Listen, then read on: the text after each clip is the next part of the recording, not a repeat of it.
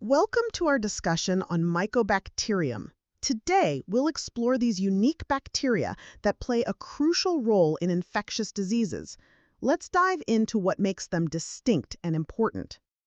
The name Mycobacterium comes from myco, meaning fungus, and bacteria because these organisms grow in a way that resembles mold on liquid cultures.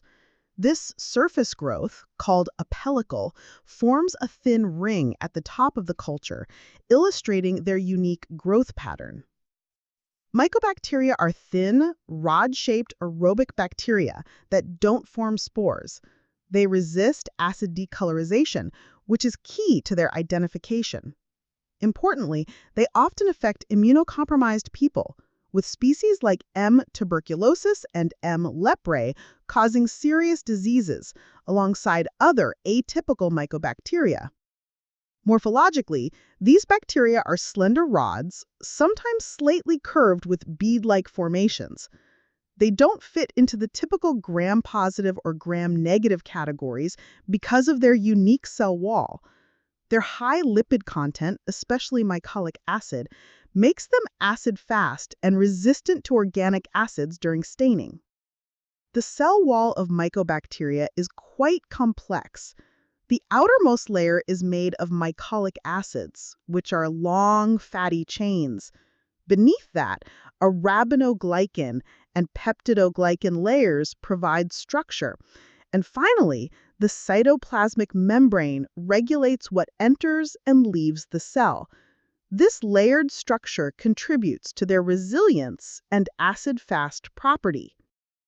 When stained using acid-fast techniques, mycobacteria appear as reddish-pink rods against a contrasting background.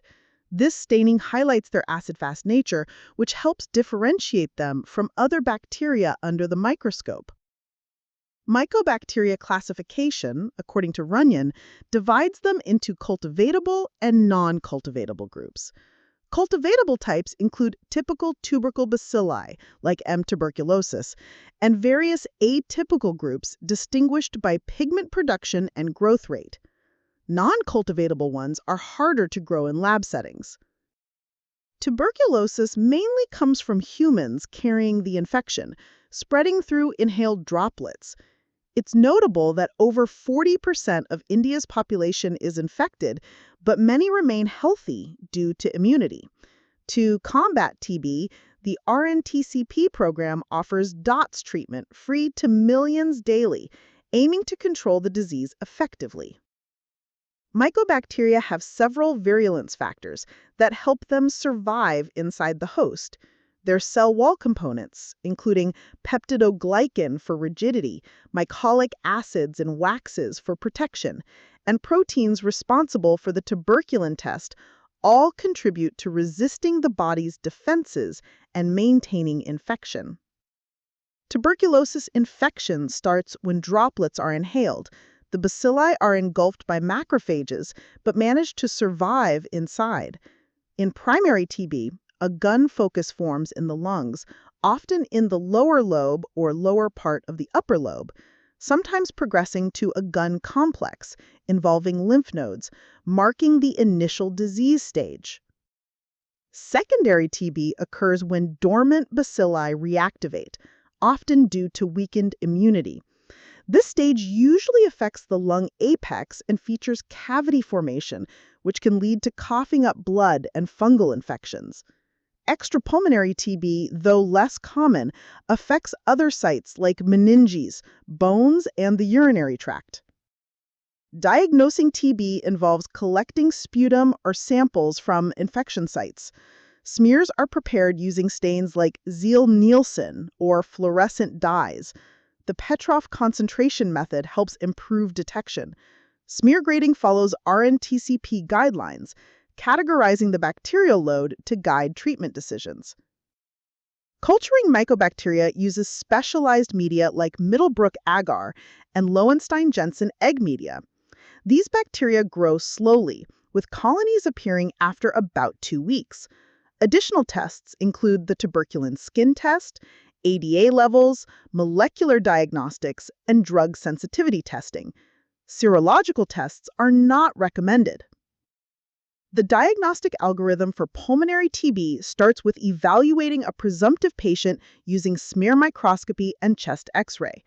Depending on results, further tests like CB and AT are performed to confirm TB and assess drug resistance, guiding appropriate treatment decisions based on rifampicin sensitivity. Treatment of TB follows the DOT strategy, with isoniazid, rifampicin, pyrazinamide, ethambutol, and streptomycin weekly doses in different combinations are given under specific drug regimens for new and previously treated cases. Multi-drug resistant TB resists key drugs like isoniazid and rifampicin, while extensively drug-resistant TB resists nearly all treatments. BCG vaccination is used as a preventative measure to reduce disease risk. Mycobacterium leprae, responsible for leprosy, can be visualized using a modified Zeal-Nielsen stain. This technique highlights the acid-fast bacilli in reddish-pink clumps, aiding in laboratory diagnosis and differentiation from other mycobacterial infections. Unlike other mycobacteria, Mycobacterium leprae cannot be grown in artificial media. Instead, it requires growth in the foot pads of armadillos for research purposes. This unique growth characteristic makes studying and cultivating Mycobacterium leprae particularly challenging. Leprosy can cause severe disfigurement of the hands, including claw-like deformities and tissue loss. This damage sometimes leads to autoamputation, where fingers or parts of the hand are lost due to the disease's progression. Such effects highlight the importance of early diagnosis and treatment. Non-tuberculous mycobacteria, or NTMs, differ from Mycobacterium tuberculosis in several ways. NTMs live in the environment, like water and soil, and typically infect through environmental exposure, not person-to-person spread. They're generally less pathogenic, while MTB is strongly infectious and transmits between people.